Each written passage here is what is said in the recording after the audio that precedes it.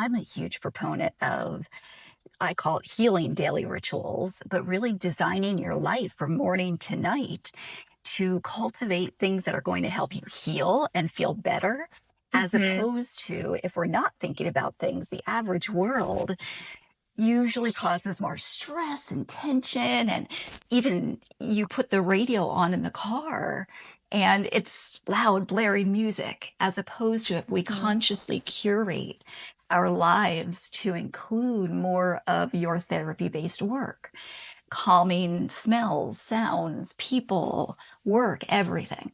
So I feel like people can incorporate it so much more into their daily life. Yeah, And moving into this kind of segment or question, what can the average person who, we're all hoping not to have dementia and we want to hmm, stay well, we want to optimize our aging in midlife and beyond, hmm. how can we use music therapy to just optimize our daily lives? I love that question because in the busyness, the craziness, the overwhelm of this life, we often forget the most simple things. Yes. Um, and I love equipping people, caregivers especially, and care staff with um, tools and techniques and practical, concrete ways they can incorporate music into the day to day, because really it should Yes. be incorporated into the day to day. So I actually contributed to a book last year called The Caregiver's Advocate, and Oh, it's 7 ways.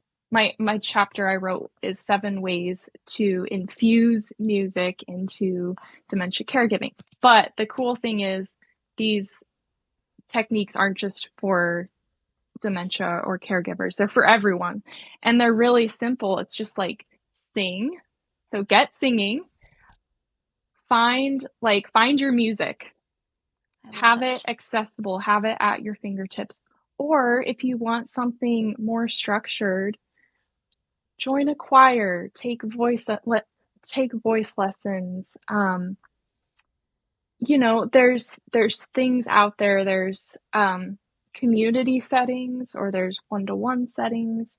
Like if you want some more structure, then seek it out. But there's a lot of things you can do on your own. And then similarly, play. If you have instruments, play them regularly. You can, it could be a simple instrument like a tambourine or maracas, and you can just turn some music on and play along to it. And that rhythmic movement is like so good for you, and you'll really get into it. It might feel kind of funny or awkward at first, but you'll really get into it. And dance. So we have sing, play, dance, move to music. Yeah. Um, yeah, find your music you love to move to. What music gets you moving? Music is a natural motivator for physical movement. Um, Relax to music. So find music that calms you. Music can be energizing, but it can also be calming, and then everything in between. Um, it can also heavily affect our emotions. And if you're needing to just process emotions, or Yes. music can be cathartic, if you need to just let some things out, like find the music that helps you do that. Yeah. Yeah. Um, That one Listen. there, go ahead. Yeah, That one yeah. there during my healing journey, in the midst of my healing journey, I had a lot of learning to do about emotions. And part of one of the courses I took was cultivating a playlist for each emotion, so that if you're feeling anger, if you're feeling grief, if you're feeling sadness, if you're feeling joy, whatever it is, there's music to bring that out so you can actually process that energy in motion that needs to move through Mm-hmm. the body.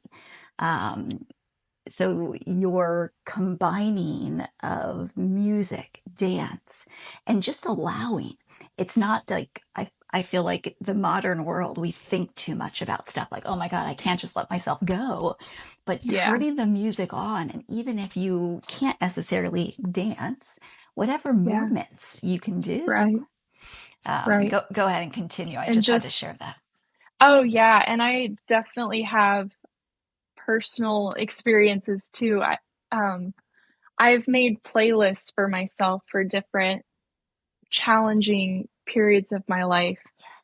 Like when I was 19, I went through this really painful breakup and I made a breakup playlist and just Yes. listened to it over and over, but it literally helped me get through that time. It was a support. Yes. And it helped me process those difficult emotions, and other periods throughout my life. And even So caretakers. I think of caretakers, yeah, and there'll be other episodes specifically for how caretakers can take care of themselves. But yeah, music, when when we're taking care of others, making sure we have something that can bring us into maybe more joy or awe or delight faster. So, music specifically for tending to the person you're caring for, and then different music for that caretaker when they're ready to step away and just go into a little bit more vibrancy, maybe, or yeah, whatever type they need. yeah. So sing, move, dance, play, relax, write. If you can experiment with writing music. Like it doesn't have to be this formal process. It could be uh, grabbing your phone's record app, just like recording a little melody or I don't know, whatever comes to mind. Songwriting can be another way to process difficult things, and it doesn't have to be that formal note writing writing notes on I a love that. staff paper Yeah. process. Um, and We then don't have to be perfect at it. We can yeah, just be playful and allow what to come and not judge it. yeah, yeah, for sure.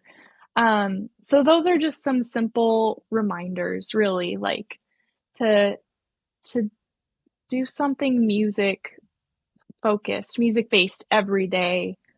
I like to tell people that music is like a vitamin, and a little bit every day does wonders to nourish the body, mind, and soul. Ah, I love it. Yeah. Nope, that's So so those are my true. tips. And those are fantastic tips. Again, I'm a big believer in just weaving the healing rituals into our lives and music. You Right. mentioned so many great ones: music, dance, play, writing. Um, and again, having fun with it, finding the music of their error.